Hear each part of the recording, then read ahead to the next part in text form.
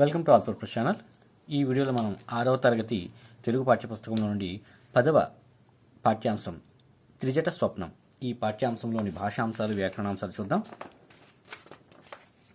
83వ పేజీలో భాషాంశాలు ఇవ్వడం జరిగింది. గీత గీయబడినటువంటి మాటలకు అర్థాలు రాసి ఆ మాటలతో సొంత వాక్యాలు రాయాల్సి ఉంటుంది. ఉదాహరణగా ఇంతి ఇచ్చాడు. ఇంతి అంటే స్త్రీ. సొంత వాక్యం, మనం స్త్రీలను గౌరవించాలి. అదేవిధంగా 1 కోటీరం అని ఇచ్చాడు, అంటే కిరీటం. కోటీరం అంటే కిరీటం. ఈ కిరీటంతో సొంత వాక్యం, ప్రజాస్వామ్యంలో రాజరికాలు కిరీటాలు లేవు. Full stop. ఊర్వి అంటే భూమి. ఈ భూమిని మనం అందరం కాపాడుకోవాలి. రాఘవుడు అంటే శ్రీరాముడు. శ్రీరాముడు ధర్మస్వరూపుడు. లెస్స బాగు. అన్ని భాషలందు తెలుగు బాగుగా ఉంటుంది. తర్వాత 2వ అంశంలో వాక్యాలను గమనించండి. అదే అర్థం వచ్చి మరొక వాక్యం ఉంది, దాన్ని గీత గీయండి అన్నాడు. అంటే పర్యాయ పదాలు. పర్యాయ పదాలను మనం చూసి గీత గీసి పక్కన రాయాల్సి ఉంటుంది.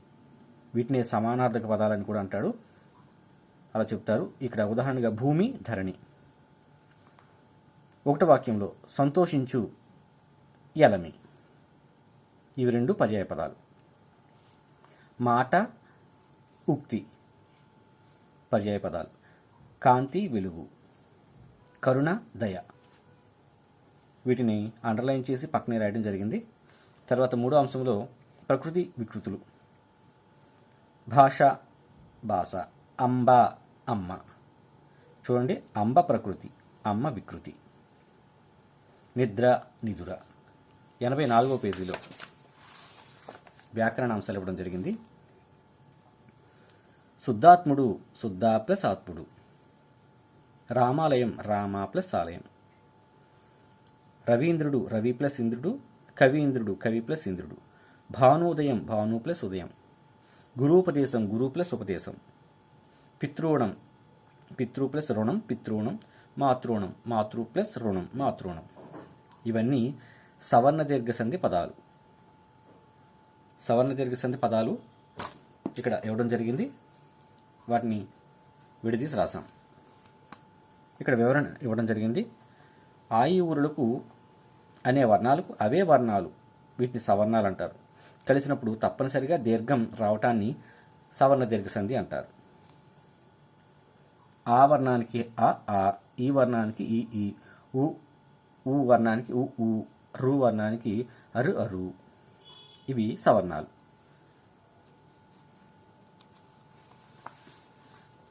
ఊ అంశంలో పదాలను విడదీసి రాయమన్నాడు. కవీశ్వరుడు, కవి ప్లస్ ఈశ్వరుడు. ఇక్కడ పూర్వస్వరం ఈ, పరస్వరం ఈ, 2 కలిసి దీర్ఘం ఈ వచ్చింది. కోటీశ్వరుడు, కోటి ప్లస్ ఈశ్వరుడు. పూర్వస్వరం ఈ, పరస్వరం ఈ వచ్చింది. వధూపదేశం, వధువు ప్లస్ ఉపదేశం. ఉపేతుడు, వధువు ప్లస్ ఉపేతుడు. వధూపేతుడు. పూర్వస్వరం ఊ, పరస్వరం ఊ వచ్చింది. దేవాలయం, దేవా ప్లస్ ఆలయం. ఆ వచ్చింది. సంయుక్త వాక్యాలుగా రాయమన్నాడు. 2 సామాన్య వాక్యాలు ఇచ్చి వాటిని సంయుక్త వాక్యాలుగా రాయమంటాడు. సీతకు ఆనందం కలిగింది, రామునికి ఆనందం కలిగింది. 2 సామాన్య వాక్యాలు. ఇప్పుడు సంయుక్త వాక్యంగా సీతారాములకు ఆనందం కలిగింది. ఈ రెండిట్లను మనం గమనించినటువంటి ఒకే విషయాన్ని ఒకసారి రాసి మిగిలినటువంటి అంశాలను కలిపి రాస్తాం. అది సంయుక్త వాక్యం. ఇక్కడ ఈ 2 వాక్యాల్లోనూ ఆనందం కలిగింది ఉంది. వాటిని అలా ఉంచి సీతారాములను కలిపాం. సీతారాములకు ఆనందం కలిగింది. త్రిజట బాధపడింది, ద్విజట బాధపడింది. బాధపడడం కామన్గా ఉంది. ఇవి 2 సామాన్య వాక్యాలు. వీటిని సంయుక్త వాక్యాలుగా రాస్తే త్రిజట, ద్విజట బాధపడ్డారు. ఇక్కడ ఉంది. త్రిజట, ద్విజట బాధపడ్డారు. మీరు కఠినంగా మాట్లాడకండి, మీరు కోపంగా మాట్లాడకండి. మీరు కఠినంగాను కోపంగాను మాట్లాడకండి. హనుమంతుడు గొప్పవాడు, హనుమంతుడు మంచి భక్తుడు. హనుమంతుడు గొప్పవాడు మరియు మంచి భక్తుడు. అపర్ణ సంగీతం నేర్చుకుంది, అపర్ణ నృత్యం నేర్చుకుంది.